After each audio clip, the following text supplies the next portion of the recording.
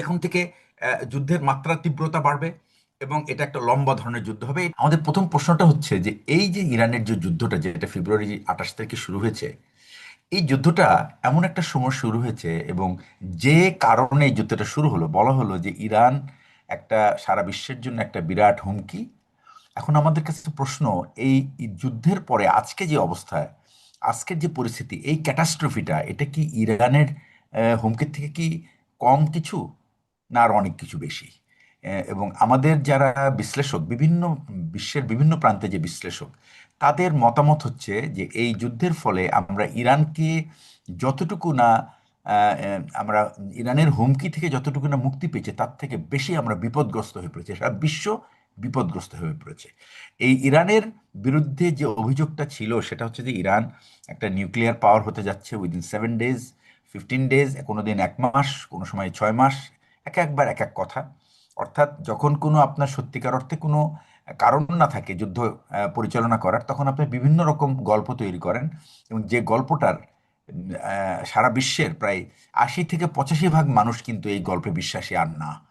এবং তারা এই গল্পের কারণ খুঁজে পেয়েছে এবং এই কারণটা দেখেছে যে একটা কমপ্লিটলি এই মার্কিন যুক্তরাষ্ট্রের যে প্রেসিডেন্ট ডোনাল্ড ট্রাম্প এবং তার যে ইনার সার্কেলের কয়েকজন আছে, তাদের একটা বিরাট একটা আর্থিক লাভের উদ্দেশ্যে তারা এই যুদ্ধটাকে পরিচালনা করছে। এবং এখানে কয়েকটা নতুন কোম্পানি খোলা হয়েছে এবং সেখানে কিছু বিটকয়েন জাতীয় মুদ্রার ইনভেস্টমেন্টের ব্যাপারে, এবং সেটা থেকে তারা $50 ট্রিলিয়ন আয় করবে।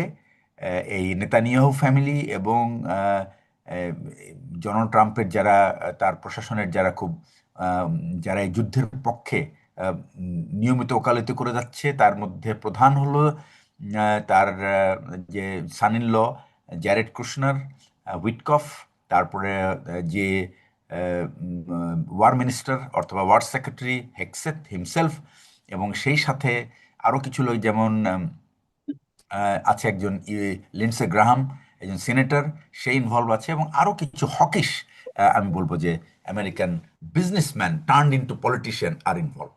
তো এটাই হলো তাদের কথা। এবং আমার এই যুদ্ধটাকে এখন এটাকে বলা হচ্ছে ইটস এ ফ্রোজেন ওয়ার। মানে তাহলে সিনারিওটা কি?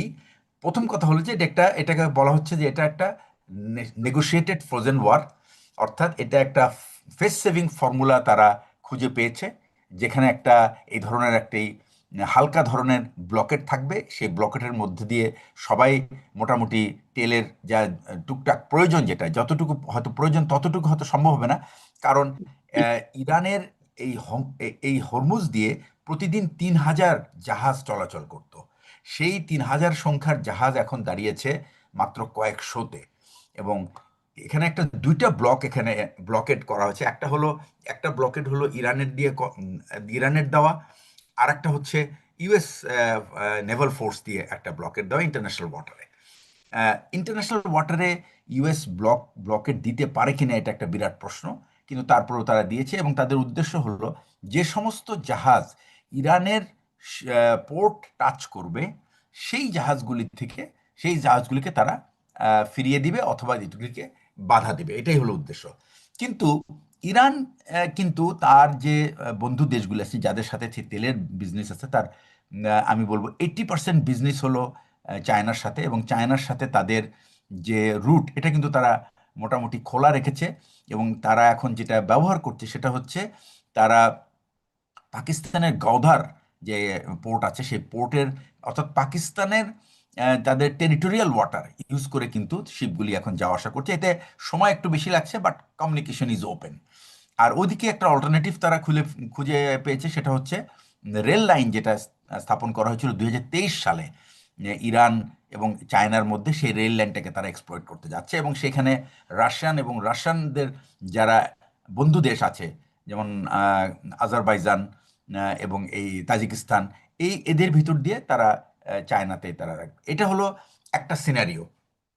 সেখানে লেবাননের যে সিজফায়ার, সেটাকে তারা হয়তো বা কিছু হালকা করে ধরে রাখবে। এবং এটা ঠিক মাঝে মধ্যে, এবং লেবাননে কিন্তু অলরেডি প্রায় 38 জন মারা গেছে এই সিজফায়ার, অর্থাৎ 7 এপ্রিল সিজফায়ার এনফোর্সড হয়েছে এবং তারপর থেকে কিন্তু লেবাননে কিন্তু প্রায় 38 জন মারা গেছে এবং এর বিভিন্ন রকম অ্যাক্টিভিটিস এখনো চালু আছে এবং ইসরায়েলিরা কিন্তু এটা করে যাচ্ছে এবং সেই সাথে যখনই ইসরায়েল কোনো মিলিটারি অ্যাকশন নেয় এটার কিন্তু পাল্টা উত্তর হিজবুল্লাহ দিচ্ছে।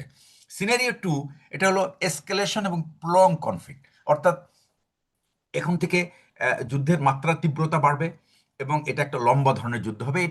এটার সম্ভাবনা মোটামুটি সবাই বলছে ইট ইজ অ্যারাউন্ড 30%। আর এতে কি হবে, যে যেমন টক্স, যে যে একটা অনির্দিষ্টকালের জন্য যে যুদ্ধবিরতি চলছে সেটা কোলাপস করবে, করার পরে হয়তো ইউএস আবার স্ট্রাইক শুরু করবে। কিন্তু মজার ব্যাপার হলো ইউএস গত 48 বা 50 দিনে কিন্তু তারা 11,000-এর উপরে মিলিটারি টার্গেট তারা নিউট্রালাইজ করেছে তাদের দাবি অনুযায়ী। তো এত মিলিটারি টার্গেট এখন কিন্তু আর আসলে কোনো মিলিটারি টার্গেট তাদের কাছে নাই। তার মানে এখন যদি সে স্ট্রাইক করে তাহলে কিন্তু সে সিভিলিয়ান টার্গেট স্ট্রাইক করবে এবং it is equivalent to war crime. এবং সেই ক্ষেত্রে ইউএস যে নেভি বা ইউএস এয়ারফোর্স তারা আসলে এই ধরনের মিশন নিবে কিনা এবং নিয়ে তারা টার্গেট ডিস্ট্রয় করবে কিনা, এটা আমার একটা বিরাট প্রশ্ন। কারণ ইউএসের মিলিটারি, তাদের পলিটিশিয়ানসরা তারা খুব ভালো করে বোঝে যে এই সমস্ত যুদ্ধের উদ্দেশ্য হলো রাজনীতিবিদদের আর্থিক বেনিফিট, এবং আর্থিক বেনিফিট অর্জন করার জন্য তারা ইউএস মিলিটারিকে ব্যবহার করছে। এই প্রশ্ন আজকে বুদবুদ করছে, কিন্তু এটা কোনো এক সময় দানা বাঁধবে এবং এটা একটা বড় সড়ো একটা তদন্তের দিকে যাবে।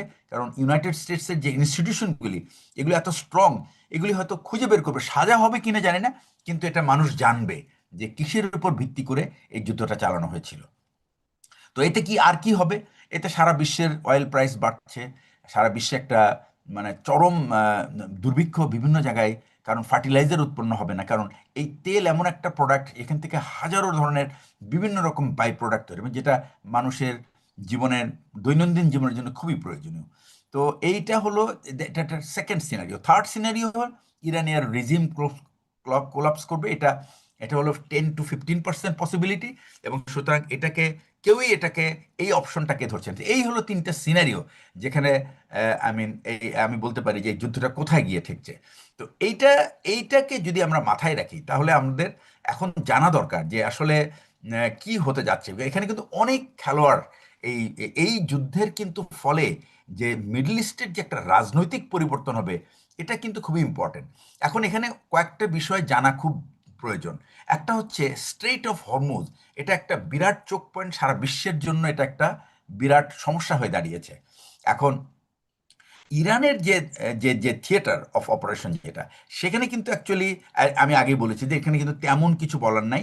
এখানে ইরানকে যদি আসলে পরাভূত করতে হয়, সেই 10% বা 15% যে পসিবিলিটি যদি আমরা অর্জন করতে চাই, তাহলে এখানে কিন্তু ইরাকের মতো একটা দেশে, যেটা অলমোস্ট হাফ অফ ইরান, যেখানে গ্রাউন্ড অপারেশন করতে হয়েছে 23 বছর ধরে, 5 লক্ষ লোক, $55 বিলিয়ন পার মান্থ, সেখানে শুধুমাত্র গত 2 মাসে ইউএস মিলিটারির খরচ হয়েছে, ক্ষতি না, খরচ হয়েছে 20 বিলিয়ন থেকে $25 বিলিয়ন পার মান্থ।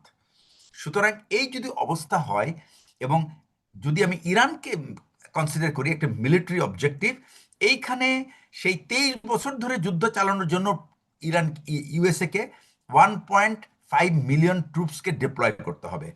এই 5 লক্ষ যে ট্রুপস ডিপ্লয় ছিল এটার মধ্যে কিন্তু পুরো ইউরোপ, ন্যাটোর কিন্তু অনেক পার্টিসিপেশন ছিল, বিশেষ করে ইউকের পার্টিসিপেশন ছিল। কিন্তু এই যুদ্ধে কিন্তু কেউ পার্টিসিপেট করছে না। সুতরাং এই অপশনটা, এই যে ground boots on the ground option, is totally absurd. এখানে আরেকটা ব্যাপার আছে, সেটা হচ্ছে যে এই যে 82nd এয়ারবোর্ন যখন অপারেশন করে, গত মাসে আমরা যখন দেখলাম যে একটা ইউএস এয়ারফোর্সের দুইজন অফিসার F-15 শটডাউন করার পরে দুজন অফিসার বেল আউট করেছে, এবং সেই বেল আউট অফিসারদেরকে খুঁজে বের করার জন্য যে এয়ারবোর্ন অপারেশন চালানো হয়েছিল, সেখানে কিন্তু গত সপ্তাহে আমি দেখলাম, গত সপ্তাহে ঠিক আগের সপ্তাহে সম্ভবত, যে একটা কংগ্রেসে একটা হিয়ারিং চলছিল, যেখানে সেক্রেটারি অফ ওয়ার মিস্টার হেক্সেটকে জিজ্ঞেস করা হয়েছিল যে ওই ট্রুপ সিলেকশনের সময় বলা হয়েছিল যে সমস্ত সোলজার্স, এনসিওস, অফিসার্স এই অ্যাডমিনিস্ট্রেশনের যুদ্ধের মতবাদের সাথে একমত নয়, they are welcome to exchange people from the other units. অর্থাৎ তারা তারা এই যুদ্ধে অপারেশন অংশগ্রহণ নাও করতে পারে, এবং তাদের পরিবর্তিতে অন্য লোক নেওয়া হবে। এইটার উপর একটা হিয়ারিং হয়েছিল এবং এই হিয়ারিংয়ে বলা হয়েছিল যে এই দ্য ফার্স্ট টাইম যে কোনো যুদ্ধে সোলজার সিলেকশনের সময় যে আমাদের সৈনিকরা বা ইউএস সোলজাররা তারা কি অ্যাডমিনিস্ট্রেশনের যুদ্ধের নীতির সাথে একমত কিনা এটার উপর ভিত্তি করে সিলেকশন। এটা একটা বিরাট ধাক্কা। এবং ওই দিন যে আমেরিকার যে 82nd এয়ারবোর্নের যে যে ডিভিশন কমান্ডার সে বলছো this is the bad day for the US army, যে এই প্রশ্ন করে আমাদের সোলজারদেরকে সিলেক্ট করতে হচ্ছে। তো এই যে এটা একটা ফ্র্যাকচার্ড কন্ডিশন যেখানে জি জি। মিলিটারি ফোর্সের মিলিটারি কমান্ডার্স তারা এই যে তাদের যে রাজনৈতিক যে যে সমস্ত অর্থাৎ পলিটিক্যাল মাস্টার্স আছে তাদের যুদ্ধের হুম, হুম। পারপাস এবং এটার এটার বলবো যৌক্তিকতার জন্য তাদের তাদের মনে একটা বিরাট প্রশ্ন। এই প্রশ্নটাকে সামনে রেখে তারা যেন কোনো রকম ওয়ার ক্রাইমের অফেন্সের ভিতরে না পড়ে সেই জন্য তারা কিন্তু তাদের টার্গেট সিলেকশন তারা কিন্তু অত্যন্ত কেয়ারফুল হবে। সুতরাং আগামী যে যে আমরা বলবো যে এয়ার ক্যাম্পেইন যদি হয়, নেভি যা করছে সেটা হলো ব্লকেড। এটা একটা indirect method of you know controlling the sea lines of communication. But যদি আমি বলি যে কোনো অফেন্সিভ চালাতে হয় যেটা ইউএস নেভির ক্যাপাবিলিটি আছে, সেই অফেন্সিভ পাওয়ার যদি ইউজ করা হয়, সেই অফেন্সিভ পাওয়ার যখন ইউজ করা হবে সিভিলিয়ান টার্গেটের উপরে, সেই আমি বলবো আহ, সেই সেই যে যুদ্ধটা হবে এটা হবে ওয়েস্টেজ অফ অ্যামুনেশন এবং রিস্ক হবে। কারণ এখন কিন্তু বোঝা যাচ্ছে যে ইরানের যে এয়ার ডিফেন্স এই সিস্টেমটাকে তারা রিভাইভ করেছে এবং এখন কিন্তু ইউএস এয়ারফোর্স বা ইসরায়েলি এয়ারফোর্স আর আনচ্যালেঞ্জড। যেমন প্রথম 15-20 দিনে তারা যেভাবে হামলা চালিয়েছে তারা কিন্তু এখন আর সেই হামলা চালাতে পারবে না, কিন্তু ইতিমধ্যেই প্রায় 5-6টা এয়ারক্রাফট, ইভেন F-35, F-15, তারপর ওয়ারডগ যেটাকে A-10 বলা হয়, এগুলি কিন্তু অলরেডি ধ্বংসের মুখোমুখি। C-130 ধ্বংস হয়েছে। সুতরাং সব কিছু মিলিয়ে আমি বলবো যে next operation will be going to be very carefully crafted এবং এটার ইফেক্টিভনেস হবে খুবই কম। এবং ইউএস পাইলটসরা তারা সিভিলিয়ান টার্গেটকে আই মিন ইনডিসক্রিমিনেটলি অর্থাৎ অবিবেচনা করেই তারা এরকম বম্বিং করবে না। নেক্সট পয়েন্ট আসলো যে লেবানন থ্রেট, কারণ এখানে এই যুদ্ধটাকে কিন্তু একটা অ্যাঙ্গেল থেকে দেখলে চলবে না, বিভিন্ন অ্যাঙ্গেল থেকে দেখতে হবে। লেবাননের যে যুদ্ধটা চালাচ্ছিল, আমি একটু এখানে একটু বলে নিই ব্যাপারটা এখানে কি ডেভেলপমেন্ট হয়েছে। লেবাননের যে চালাচ্ছিল এই যুদ্ধটাকে ইউরোপ একেবারেই অ্যাকসেপ্ট করতে পারে নাই। এখন ইউরোপে একটা বিস্ফোরণমুখ অবস্থা। ইইউ থেকে পুরো ইইউ তারা একত্রিত হয়েছে, 27টা দেশ একত্রিত হয়েছে এবং বলেছে যে সকলেই ইসরায়েলের সাথে তাদের যে বাণিজ্য চুক্তি আছে সেটাকে সাসপেন্ড করার জন্য। কিছু কিছু দেশ ইন্ডিভিজুয়ালি করে ফেলেছে ইউ এর অপেক্ষা রাখে, কিন্তু ইইউ একটা রেজলিউশন আনতে চাচ্ছে। এখানে বাধা হয়ে দাঁড়িয়েছে দুইটা দেশ, একটা হচ্ছে জার্মানি আর একটা হচ্ছে ইটালি। ইটালি বলছে যে তারা বলছে না যে এটা আমরা একেবারে ছিন্ন করে ফেলি এখনই, তারা বলছে আরেকটু সময় দিতে পারি, সুযোগ দিতে পারি ইসরায়েলিদেরকে শোধরানোর জন্য। কিন্তু নিজে কিন্তু তাদের প্রতিরক্ষা চুক্তি কিন্তু হোল্ড করে রেখেছে আর এটা কিন্তু এক্সিকিউট করছে না। স্পেন খুব স্পষ্টভাবে বলে দিয়েছে you have to you know already কি বলে cancel all the trade agreement with Israel. এটা একটা স্পেন খুব থ্রেট দিয়েছে এবং তার থ্রেটটাকে বিশেষভাবে বিবেচনা করা হচ্ছে। স্পেনের সঙ্গে আমেরিকার সমস্ত বাণিজ্য বন্ধ হয়ে গেছে। এটার ব্যাপারে ফ্রান্স স্পেনের পাশে দাঁড়িয়েছে, অর্থাৎ পুরো ইউরোপ স্পেনের পাশে দাঁড়িয়েছে। অর্থাৎ দেখা যাচ্ছে কি যে একটা লেবানন যদি শুধুমাত্র ইসরায়েলের এই যে তার আগ্রাসী মনোভাব, তার গাজা এবং লেবাননের উপরে যে অত্যাচার করেছে গত 23 সাল থেকে নিয়ে এই পর্যন্ত, এটা সারা বিশ্বে একটা এমন নেগেটিভ ইম্প্যাক্ট ফেলেছে। এখন ইসরায়েল খুব চিন্তিত আসলে তারা রাষ্ট্র হিসেবে বিভিন্ন বিশেষ করে ইউরোপের সাথে তাদের কি স্বাভাবিক সম্পর্ক বজায় রাখতে পারবে কিনা। এই ক্ষেত্রে আমি বলবো যে লেবাননে এই জন্য কিছুটা Israel is forced to stop the war এবং তাদের সেই যে খায়েশ গ্রেটার ইসরায়েল, এটার এই খায়েশ পূরণে একটা বিরাট বাধা হলো এখন ইইউ।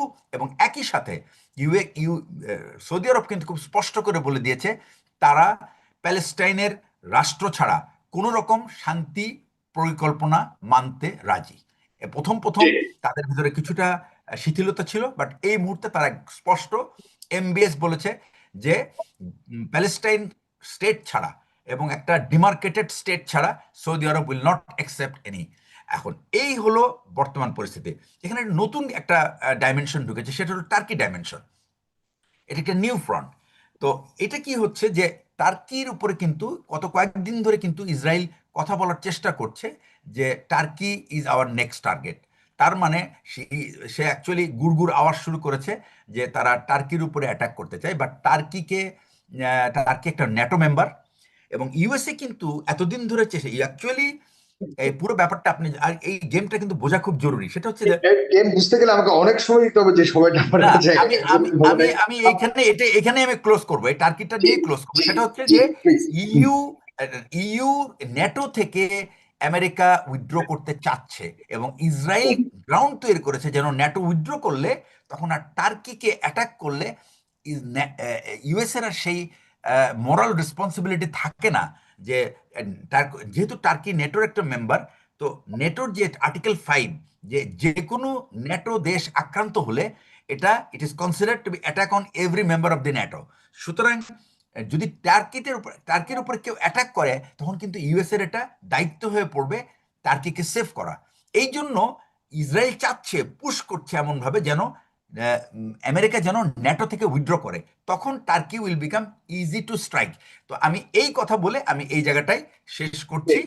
যেন ন্যাটো যেন না ভাঙে, এই জন্য কিন্তু চার্লস কিন্তু এবারে গিয়ে ন্যাটোর কথাটা আবারও প্রমাণ করেছে যে Europe was always beside USA.